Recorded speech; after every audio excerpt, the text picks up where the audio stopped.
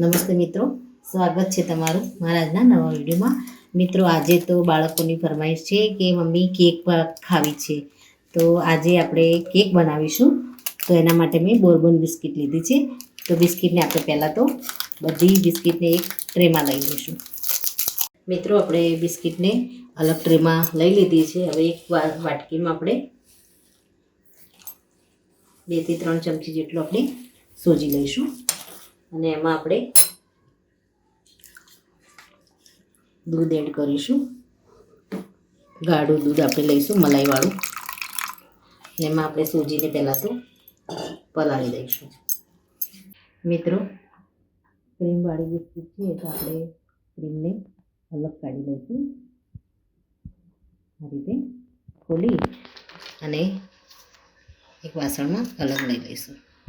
મિત્રો, બિસ્કિટમાંથી બધી આપણે ક્રીમ કાઢી અને અલગ લઈ લીધી છે. હવે આને આપણે પીસી અને આનો પહેલાં પાવડર કરી દઈશું. મિત્રો, આપણે બિસ્કિટને ક્રશ કરી છે. હવે આપણે સોજીને જે દૂધમાં પલાળી અને રાખી છે એ સોજીને પણ આપણે આની અંદર એડ કરી દઈશું. આને આપણે એકદમ ફાઇન પેસ્ટ બનાવીશું. એટલે પહેલાં તો આપણે બિસ્કિટને મોટી મોટી બિસ્કિટ હતી એટલે આપણે થોડો એનો પાવડર કરી દીધો. હવે આપણે દૂધ લઈશું. ફરી થોડું દૂધ એડ કરી અને આપણે એને કેકનું જે રીતનું બેટર હોય એ રીતની બેટર આપણે તૈયાર કરીશું. આપણે અહીંયા વેનીલા ફ્લેવરનો આપણે કસ્ટર્ડ પાવડર લઈશું. એ આપણે 2 ચમચી જેટલો લીધો છે.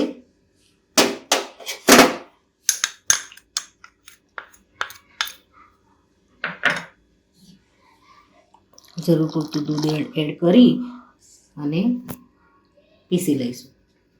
મિત્રો, આપણે હવે ટેસ્ટ મુજબ ખાંડ નાખીશું. આપણે બિસ્કિટ લીધી છે એટલે ગળપણ પ્રમાણે આપણે ખાંડ એડ કરીશું અને થોડું દૂધ એડ કરી અને ફાઇન લાસ્ટવાર એકવાર આપણે પીસી દઈશું. મિત્રો, આપણે થોડા બદામના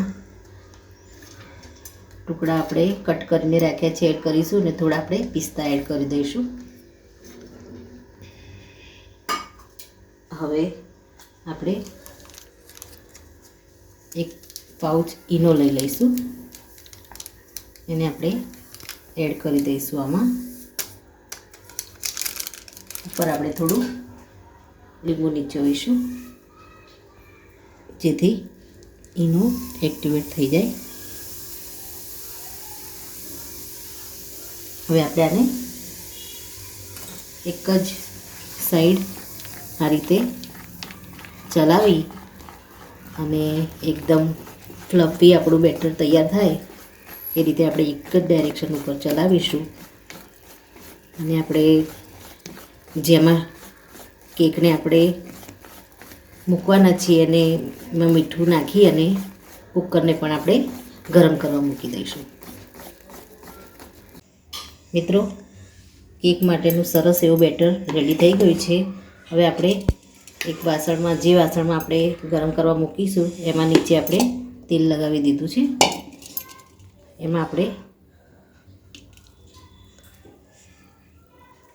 બેટરને મૂકી દઈશું.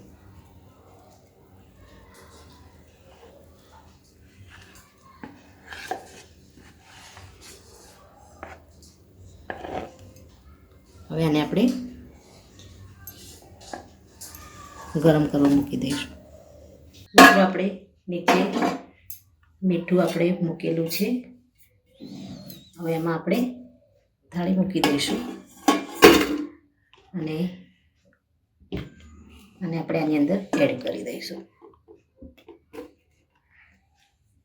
હવે આને ઢાંકી અને થવા દઈશું. મિત્રો, આપણે કેકને સરસ એવી ફૂલી ગઈ છે. આને આપણે બહાર લઈ લઈશું. મિત્રો, રેડી છે આપણી બાળકોની ફરમાઈશવાળી કેક. તો મિત્રો, એને આપણે બિસ્કિટની જે ક્રીમ નીકળી હતી એનાથી આપણે ગાર્નિશ કરી છે અને ડેરી મિલ્કની આપણે ચોકલેટ ઉપર મૂકી દીધી છે. ઉપર થોડું ડ્રાયફ્રૂટ લગાવી દીધું છે અને ઉપર આપણે ચોકલેટને ઓગાળી અને એના ઉપર થોડી એડ કરી દઈશું. મિત્રો, તમે પણ આ રીતે ઘરે જરૂરથી બનાવો અને બાળકોને ખુશ કરો. મિત્રો, આ સાથે મારો વિડીયો પૂરો થાય છે. જો મારો આ વિડીયો તમને ગમ્યો હોય તો લાઈક, શેર અને સબસ્ક્રાઈબ કરવાનું ભૂલશો નહીં.